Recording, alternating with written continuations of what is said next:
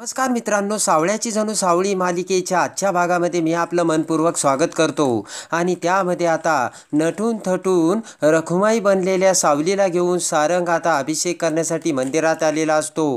तेव्हा आता एकनाथराव, सारंग आणि कान्हू सगळ्यांना बघत भैरवी हात जोडून त्यांना नमस्कार करते. तर एकनाथराव राम कृष्ण हरी म्हणून भैरवीचे स्वागत करतात.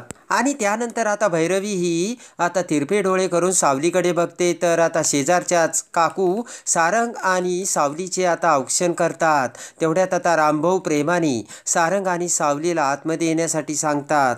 प्रेमाने आता गुरुजीसुद्धा तिथे आलेले असतात आणि गुरुजी आता सारंगला आता विठ्ठलाच्या मूर्तीसमोर बोलावतात आणि प्रेमाने सारंगच्या डोक्यावरती टोपी घालून गुरुजींनी आता सारंगला विठ्ठलासमोर हात जोडायला सांगितलेले असतात. आणि तेवढ्यात आता सारंगने हात जोडताच गुरुजी आता सारंगला म्हणतात की नवरा बायकोने जर एकत्र अभिषेक केला तर घराची भरभराट होते आणि घरात सुखशांती येऊन समाधान मिळते.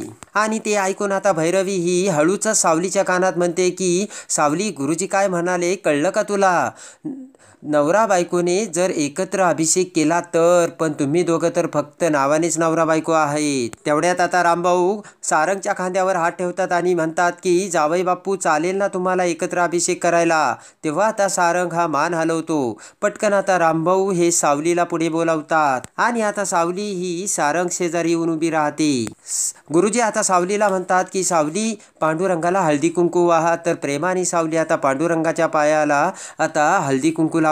आणि त्यानंतर आता गुरुजी हे वेद मंत्र म्हणू लागतात आणि प्रेमाने सावलीला आता सारंगच्या हाताला हात लावण्यासाठी सांगतात. आणि आता गुरुजी हे सारंगच्या हातात फूल देऊन ते फूल देवाला अर्पण करायचे सांगतात.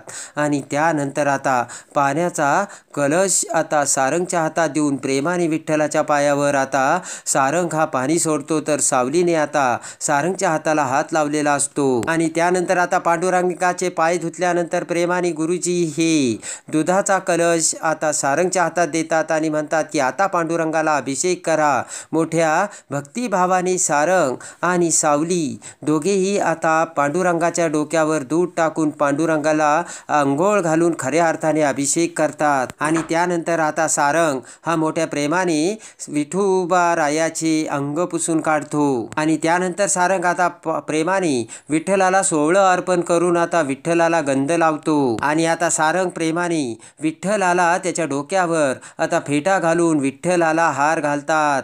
ती भावाने विठ्ठलासमोर हात जोडून आता सारंग गुरुजींनी सांगितल्याप्रमाणे एक एक गोष्ट करत असतो. त्यानंतर आता सारंग आणि सावली मोठ्या प्रेमाने भक्तिभावाने आता औक्षणाचे ताट घेऊन प्रेमाने विठ्ठलाची आरती म्हणतात.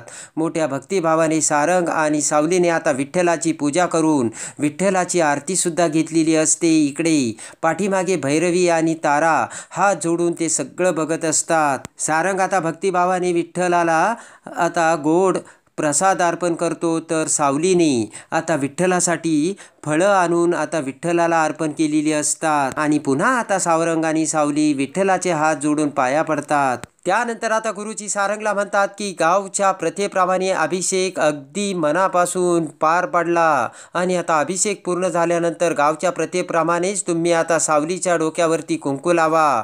गुरुजींचे ते शब्द ऐकता सारंगला मोठा धक्का बसलेला असतो आणि सारंग आता अवाक होऊन गुरुजींकडे बघू लागतो.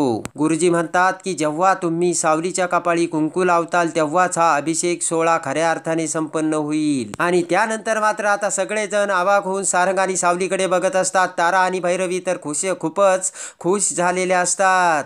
तारा विचार करते की हा सारंग आता कसला आलाय, सावलीच्या कपाळी कुंकू लावणार. आणि आता त्यामुळे ताराला सुद्धा मोठा आनंद होत असतो. आणि तारा आता सारंग आणि सावलीकडे बघत असते. इकडे आता सारंगला काय करावं न काय नाही सुचत नसतं. आणि त्याच वेळेस आता गुरुजी कुंकवाचा करंडा सारंग समोर धरतात. तर तो कुंकवाचा करंडा आता विठ्ठलासमोर तर इकडे सारंग समोर दोघांच्या मध्ये असतो. आणि सारंग आता तो कुंकवाचा करंडा बघून सावलीकडे बघतो. आणि आता सावली सुद्धा सारंग सर आता खरंच आपल्याला कुंकू लावणार की काय असा विचार करून सारंगकडे बघू लागते. इकडे आता सखदेव, कान्हू यांना देखील मोठा अचंबा वाटत असतो आणि आता सारंग सर खरंच आता सावलीला कुंकू लावणार का याकडे सगळ्यांचे लक्ष लागून राहिलेले असते आणि त्या क्षणी आता सावली ही डोळे झाकते तेव्हा सावलीच्या डोळ्यासमोर सारंगचे बोलणे आठवते.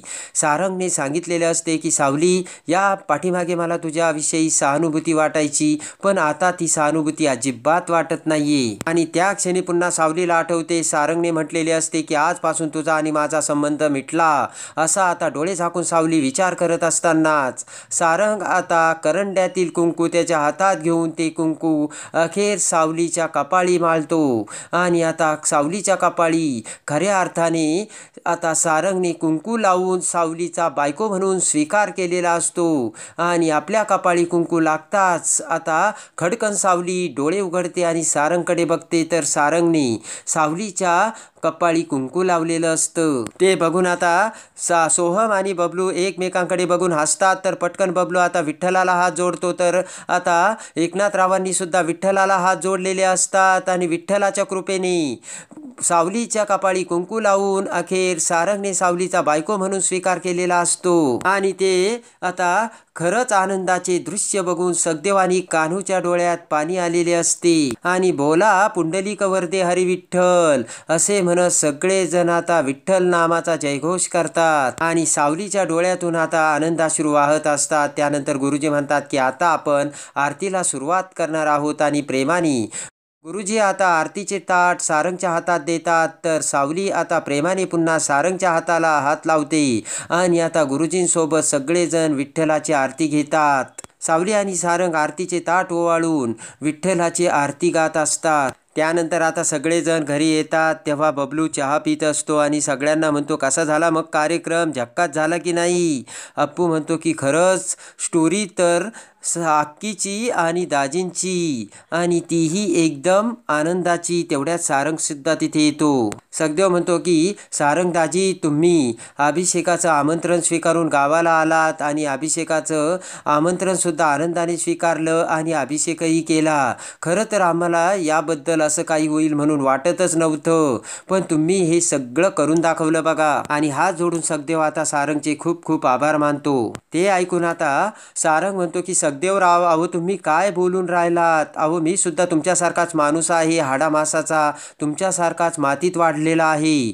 ते ऐकताच आता बबलू आम्ही सोहम एकमेकांकडे बघू लागतात. सारंगदादा असा अचानक कसा बदलला याचा आता दोघांनाही विशेष वाटत असतं. सारंग म्हणतो याच मातीतला, याच परंपरेचा आणि याच संस्कारात वाढलेला आहोत मी. सारंगचे बोलणे ऐकून अप्पू आता खूप खुश होतो आणि म्हणतो की वा वा दाजी, तुम्ही काय डायलॉग मारला. जयंती म्हणते की अरे वा, याच्याबद्दल मी एक व्हिडिओ काढते, सोशल मीडियावरती मला तो अपलोड करता येईल. सारंग म्हणतो की प्लीज तुम्ही जर व्हिडिओ काढत असाल तर तो काढू नका कारण मला याची सवय नाही. जयंती म्हणते की का हो, आमची सावली आणि तुम्ही एकत्र याल याची तुम्हाला भीती वाटते का. तेव्हा आता ते ऐकून कान्हू, एकनाथराव सगळ्यांना मोठा धक्का बसलेला असतो. तेवढ्यात सारंग म्हणतो की काही गोष्टी ह्या पर्सनल असतात आणि त्या पर्सनल राहिलेल्याच बऱ्या आणि त्यामुळे त्यांना हे कुठंही असं शेअर करायचं नसतं. तेव्हा आता जयंती म्हणते की वा वा, काय डायलॉग आहे. पटकन जयंती म्हणते की काहीही असो सारंगराव, तुम्ही जरी व्हिडिओ काढू दिला नाही तर तुमचा हा डायलॉग मी वापरणार बरं का. असे म्हणत हसतच जयंती आता बाहेर येते आणि सेल्फी स्टिक घेऊन मोबाईल इकडे तिकडे धरू लागते. तेवढ्यात कारमधून ऐश्वर्या ही अमृताला घेऊन तिथे आलेली असते. कारमधून उतरतात. ऐश्वर्या ही जयंतीकडे बघते आणि पुढे येऊ लागते. पटकन ऐश्वर्याचा पाय खाली असलेल्या चिखलात म्हणजे शेणात अटकतो. खाली हे शेण असते आणि ऐश्वर्याने बघितलेले नसते. ऐश्वर्याचा पाय सँडल सकट आता शेणामध्ये बुडालेला असतो. ऐश्वर्या म्हणते की अगं हे काय आहे, माझा पाय सगळा आता स्वच्छ झालाय, मी आता काय करू. ते बघून जयंती हसू लागते आणि लगेच जयंती म्हणते की सगळ्या गोष्टी पर्सनल ठेवायच्या नसतात, काही गोष्टी ह्या ओपन करूनही दाखवायच्या असतात आणि बघाय असं म्हणत जयंती आता ऐश्वर्याकडे बघू लागते. ऐश्वर्या म्हणते की जय शटॉप आणि वहिनी बघ ना, कोणत्या घरात राहतात आणि कसल्या घरात राहतात, बघ माझा पाय किती खराब झाला. तर ऐश्वर्याचे बोलणे ऐकून सारंग, एकनाथराव सगळेजण आता बाहेर आलेले असतात. अप्पू, जयंती, सोहम, बबलू सगळेजण आता ऐश्वर्याकडे बघू लागतात. ऐश्वर्या आता सगळ्यांकडे बघते आणि म्हणते, कसली घाण आहे ही. अप्पू म्हणतो, ऐश्वर्या मॅडम, अहो हे शेण आहे आणि याने आम्ही आमच्या अंगण सारवून घेतो. ऐश्वर्याकडे बघत सारंग म्हणतो की वहिनी, या वेळेला तुम्ही अशा.